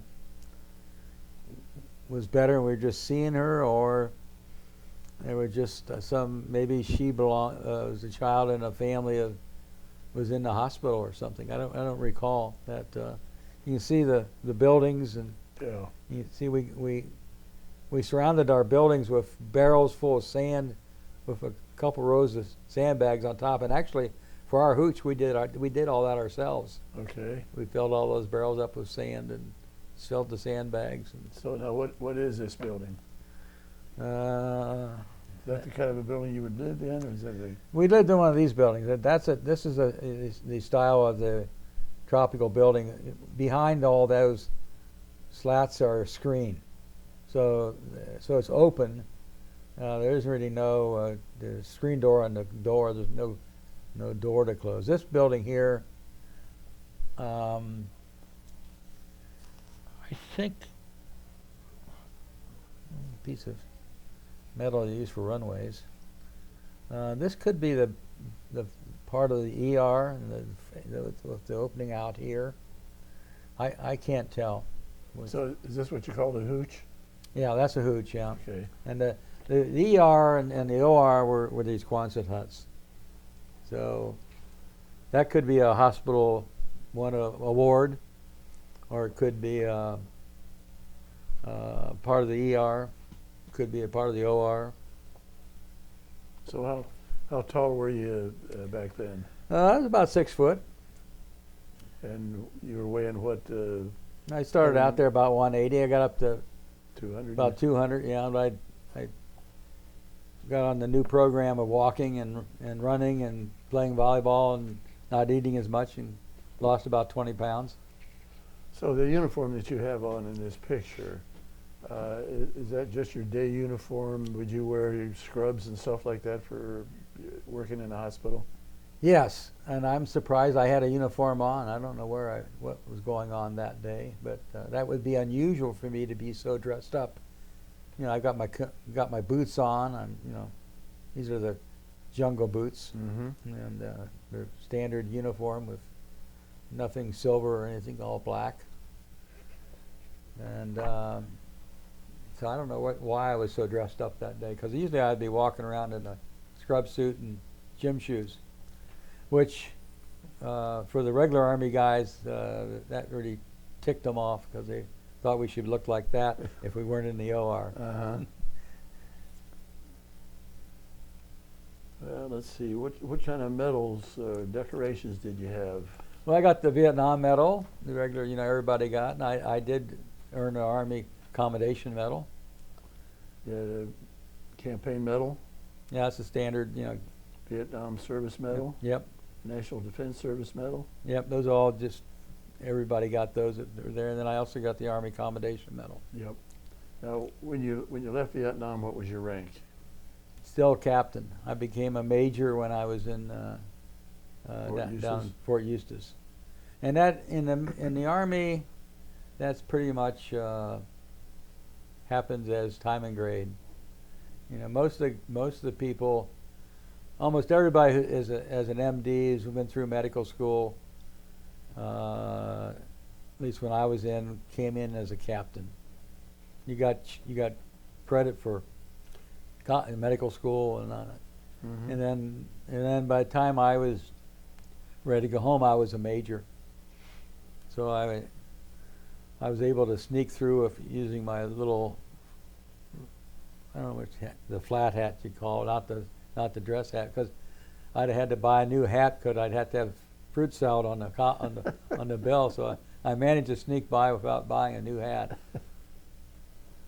Well, was there any numerical designation given to the group you were in there in the hospital or at the base At in Vietnam? No, I think it was based on the hospital assignment. We were not a group. You know, you have a commanding officer for the hospital, who's head of both officers and enlisted people, and then there's the usual ranks going down. The commanding officer, highest ranked commanding officer we had was a colonel, was a man who had been in the military for. ENT guy, I think, for probably 30 years in the Army. Oh. And I don't know why he didn't have a star, but because he was really a good guy, he should have got some rank on him. And we had, I think the lowest ranking person we had was a major. That was head of the hospital. The head of the hospital. Okay. And he had a lieutenant colonel, I think. So you get discharged and you're leaving Fort Eustis. Then where do you go? After Fort Eustis, Yeah. I came back to Cincinnati and Did what? went back to neurosurgery residency. I had a whole month off because there was some. The chief of neurosurgery at the university said he didn't have a job for me, and that worked out finally. So a month later, I was back to work at Children's. Here in Cincinnati? Yes. Were you in residency there? Yes. And how long did your residency last? I was just short. I was about 3 years and 9 months more of neurosurgery. Neurosurgery in those days, the residency itself was 4 years, and you had to have a year of general surgery, so it was all total of 5. Now it's 7 minimum. So how long were you at Children's? I was at Children's from October through July, and I went to Good Sam 6 months. Came back, did a year at the VA. VA where? Cincinnati. Okay. Doing what? Neurosurgery residency. Year at Cincinnati General. In those days, when you were chief resident, you were head of the neurosurgery unit at General Hospital, and also you were the chief over the Children's Hospital. So you were chief resident at that time? Yeah. So when I was at the Children's as a junior resident, besides taking night call at the all the programs, also took care of the patients at the Holmes Hospital, which was Holmes Hospital was the hospital that the staff or faculty practiced in. They didn't normally operate at the General Hospital. They operated at Holmes. Okay, after Children's, what'd you do? Well, I went from Children's and to Good Sam 6 months. After that? And then I said, I went to VA for a year. Neurosurgery was a pretty small program, and which is true at a lot of places. A lot of places only have one resident per year, and so I was at the VA by myself, and I had to do all the call, and so I was there. It was like, so for 2 years the last 2 years of the residency, I was except for 2 weeks vacation each year, I was on call every day. 24/7. Yes. So in the VA, there was a lot of students, a lot of general surgery would have a chief resident, a senior resident, a junior resident, medical students. So there was a lot of what we would call scut work to do, and I had to do my scut work too. Yeah, because you were I was by myself, And so if it was 3 o'clock in the morning and somebody needed blood drawn or something, I'd have to come from home and do it. Where were you living? Close by. I was living over on Riddlecrest Lane, which is just above the crematorium back of Good Sam. So I was pretty close. Okay. So, and at that time, how many children did you have? 3. You had 3? And so, and I didn't have we only had one car. We couldn't afford 2 cars. So I either rode my bike to work or I walked to work. You rode a bike, okay. Yeah. So, and when I was chief resident at the university, many times, I never got finished before 10 or 11 o'clock at night. So. And then back up what time in the morning? 7? Oh no, I'd be up at 5 probably, 5:30. We make rounds early. So particularly if you had operations scheduled at 7:30, you had to make sure the whole situation on the floor was So okay. And I didn't have another resident when I was at the. My team at at Cincinnati General University Hospital was me as chief. I had a general surgical resident as the next person in charge, and I had a surgical intern, and I had the resident over at Children's. So night call was the resident at Children's, the general surgical resident, and the intern. So I didn't have to take first call at night, but I didn't have another neurosurgery resident to even talk to during the daytime. I was by myself there too, so because of the size of the program, and it wasn't too unusual to if I had 3 or 4 cases that were not emergency scheduled on like a Tuesday or something, I might have been up all night, operate on Monday night, and the first case of the day was just following the case I did all night. It was. Well, did Catherine work outside the home during your marriage at all? She was a nurse, so she worked, did some work, part-time OB. Okay. But fortunately, when I was, my 2 years in the Army bought me 3 years of GI Bill. So between my pay and the GI Bill, we were able to get by with one car, and sometimes I had to walk from General Hospital down Martin Luther King, through the valley up down Riddle Road at 3 o'clock in the morning, coming home. You wouldn't want to do that these days, would you? Well, it was even kind of scary back then. You see a car come by and they slow down. And I didn't have a gun. You did? Did not. Oh, okay. But it would have been nice. Yeah. But, or even riding my bike at that time. And one thing I did when I was chief at the University Hospital, I had my own call room. I didn't have to share that with anybody. So I always had a place to sleep. And sometimes I just stayed. I didn't come home. So then, how'd you end up where you ended up at Mayfield? Well, when I was getting towards the end of my residency, I had offers from Mayfield Group. I had offers from the other group in town, Burt McBride and the guys. And I had offers from the guys up in Dayton. Jim Sheridan was a resident right before I was, and he's with Weaver and Rolfe, who, Tom Weaver was actually one of Dr. Mayfield's partners right after World War II before he went to Dayton, so they were looking for somebody. So I interviewed up there, and I interviewed with the university, I interviewed with Mayfield, I interviewed with McBride, and decided to stay with Mayfield. And when did you start here at Mayfield? July 1st, 1973. That's a hard date to remember. And so you're retired now. Yes. And how long ago did you retire? My last official working day, I think, let's see, I guess would have been a year in the end of May. Okay.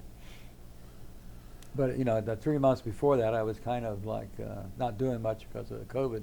Because basically, my job was seeing people in the office. I wasn't doing any operating or procedures. So, and we weren't seeing anybody in the office either. It was all on the phone. Yeah. So I just basically probably quit working in March. But you stayed in the Army Reserves, didn't you? I was in the Army Reserves from, I believe, from 1983 until 2003, whenever that honorable discharge. And that was why did you do that? Oh, there was a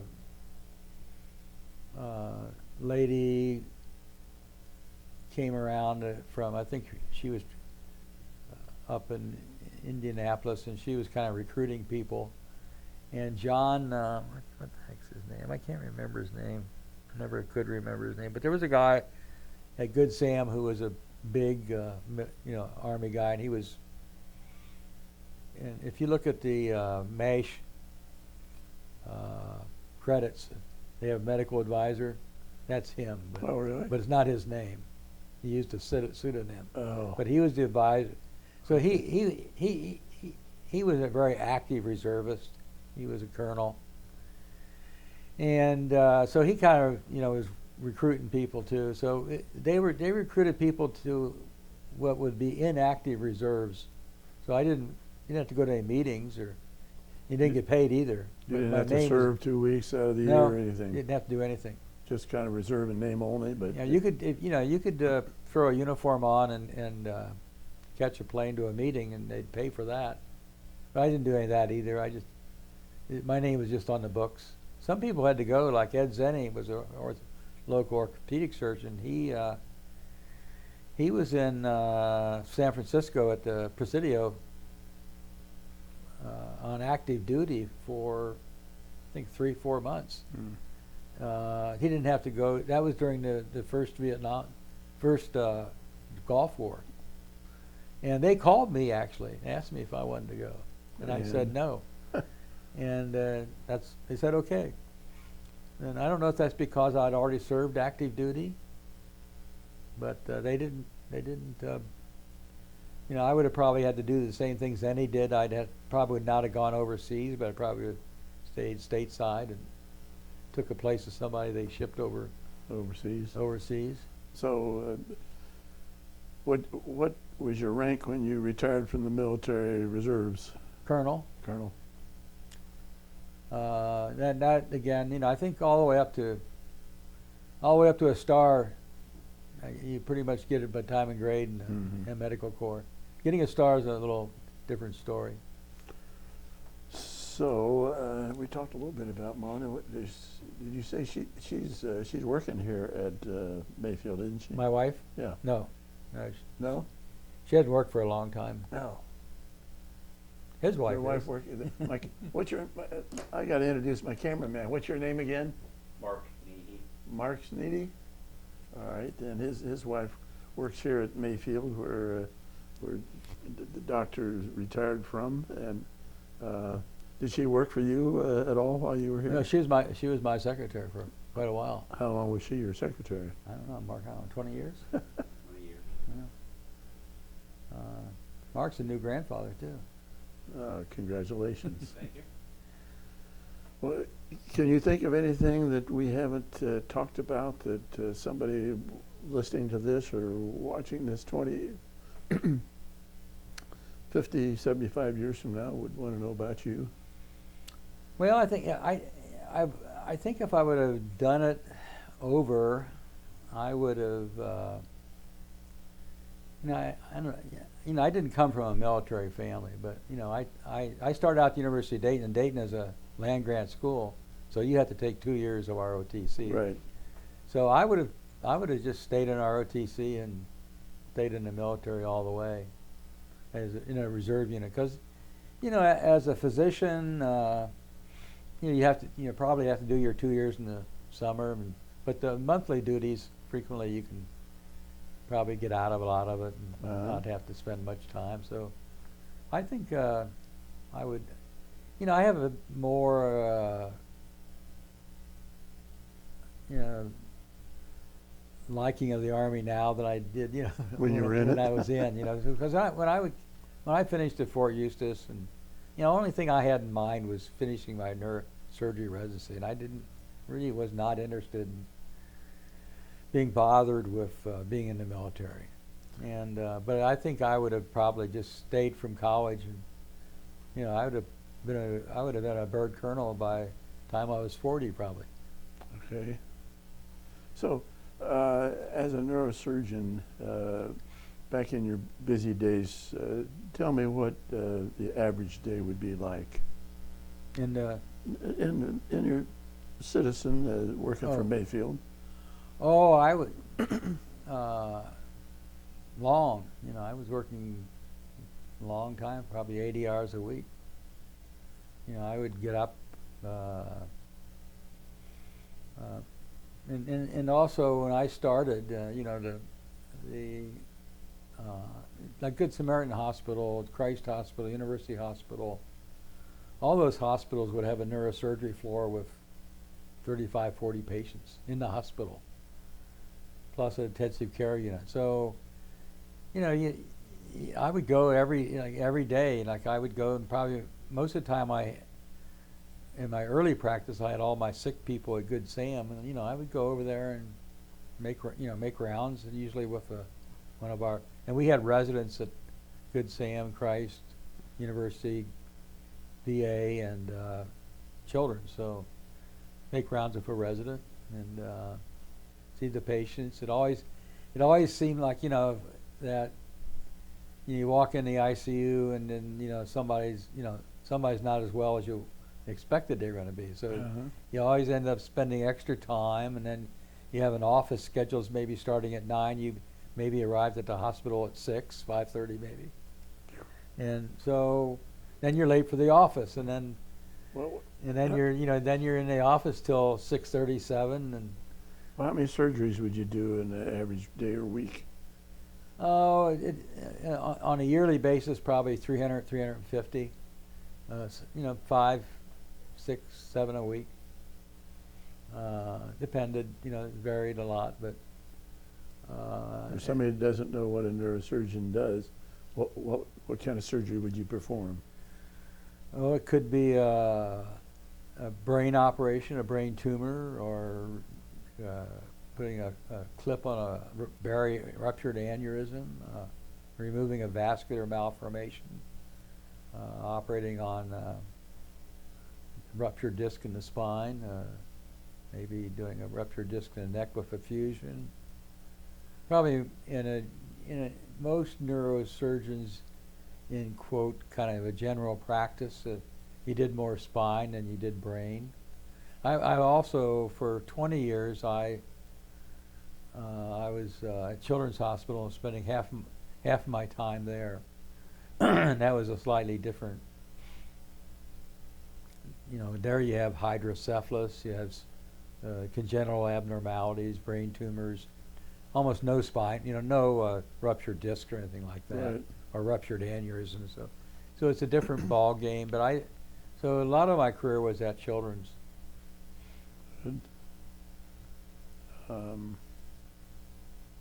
you have any recollection of what the longest surgery you ever had? How many hours on one patient? Oh, I probably maybe 14. 14 hours? Mm-hmm. Do you remember what kind of surgery it was? Yeah, that is implanted on my brain. It was not a real, technically difficult case. It was a small child, about 18 months old, 2 years or something like that, and the child had a congenital disorder of the brain where the brain is malformed, and so those children developed severe seizure disorders. So early on, we would do a hemispherectomy. It means taking out half the brain, and so I did that, and and I did a modified procedure where you leave the very front and back of the brain, which usually there was fewer complications, because when you take out the whole brain, then the normal brain shifts over too much. But the child kept having seizures, so I went back to finish the job, take everything out. Mm-hmm. And so I did that, and that was probably, I started at 7:30, but by 3 o'clock we were in pretty good shape, and I started to close, and everything seemed to be very dry, and I was about to put the last stitch in the skin, and anesthesia said, yeah, doctor, there's not much blood pressure. I think you're losing blood somewhere. So they threw in the blood, and I opened everything back up, and that whole cavity was full of blood. And it was perfectly dry when I started, So I looked all around. We do what we call tenting sutures, like the covering of the brain's a dura, and a lot of times you get bleeding, venous bleeding between the bone and the dura, and we tack it up around to prevent that from happening. So closed it up again. I got to the same point, and doctor, no blood pressure again. Oh, geez. I did the same thing, full of blood again. So I even did more looking around, and more meticulous looking for The source of it? Even at the last minute we looked back in, and there's, everything is fine.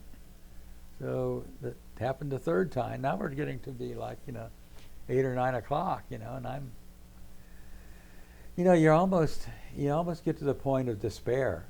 You say, well, I've done everything I can, and the child died. the child did? No. Oh.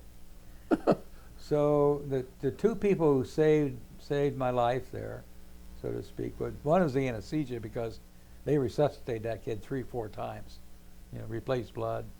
So they were fantastic. And we're talking about a body this big. Yeah. And so what was happening is that when I did the surgery before, there was a little collection of chronic blood over the surface, and then that comes sort of vascularized. And my resident pointed out to me that when you're tacking up that dura, you're actually putting stretch on those vessels in that vascularized area. So the reason there was no bleeding was we created that as we kept putting more and more of those tacking sutures up. That was actually the opposite thing in this situation we should have been doing. So we just didn't tack up anything the last time and closed it, and everything was okay. So by that time it's already 10 o'clock, and we started at 7:30. Oh, wow. No stop, no breakfast, lunch, dinner, no water, no going to the bathroom. You don't even, those cases, 8-10 hours are not unusual. You don't even know what time it is. Yeah. You don't feel like you're hungry. You don't feel like you got to go pee. Yeah. You're just involved. You're so not focused. Yeah, focused. And to me, that would be the one thing. As I got older, and I wasn't operating anymore, I think the one thing is I said, I don't think I could be focused for 8 hours on one case anymore. It just couldn't do that. Did that child survive? Yes, Did but it turned out that child developed, for some reason, call it bad luck, actually developed a malignant brain tumor and died of that. In the same, I don't think it had anything to do with what you did, or the prior problem. The condition. It just happened to develop a malignant brain tumor, and in those situations, there's not many survivors in a young child like that. Yeah. So the child did die, but not of what we started out with. But that was one of my. I'll never.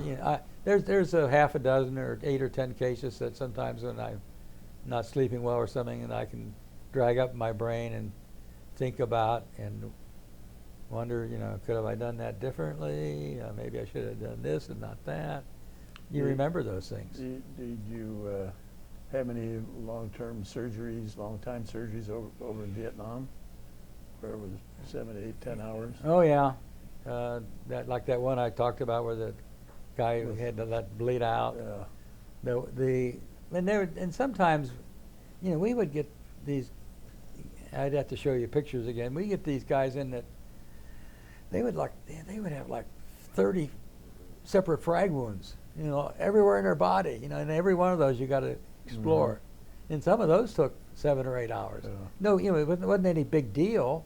It was just tedious. you know, and the person wasn't in any great danger, but he just had to go from one to the other. We usually had it kind of teamed up on those, and one person working at the top, one person working at the bottom. And then were they under anesthetic all during that procedure? Yes. Poor anesthesiologists we had before we got a ventilator were handbagging these people, you know. Oh man. It's a lot of work. Carpal tunnel. Yeah. And sometimes we had situations where, you know, we were really, really short of anesthesia, and maybe we had 3 cases to do. So a couple times we put the head of the table head to head, and had the anesthesia guy do both. He'd have a nurse maybe helping him, and then the third case we'd find something, maybe a knee or something, and do a spinal. So you know, just innovated. What you had to do. Well, I can't think of anything else to ask you about. This has been a great interview. Yeah, I had fun. I enjoy it. Talked a lot about your family and all the military people in the family and all of the medical profession in the family. And I want to thank you first of all for the interview. Thank you. Second of all for your service and helping all those soldiers. Yeah. Well, you know, that experience in the military was probably, as a young surgeon, was the best thing that could have ever happened to me. It wasn't good to be away from my family in Vietnam or whatever, but when I got out of the Army, I knew one thing for sure. I knew how to operate. Yeah. And I could operate independently. And I was only, you know, and I had 4 more years to go, but it really, really, really, really helped my self-confidence. Oh yeah, you're very confident after what you went through. Okay, thank you very much.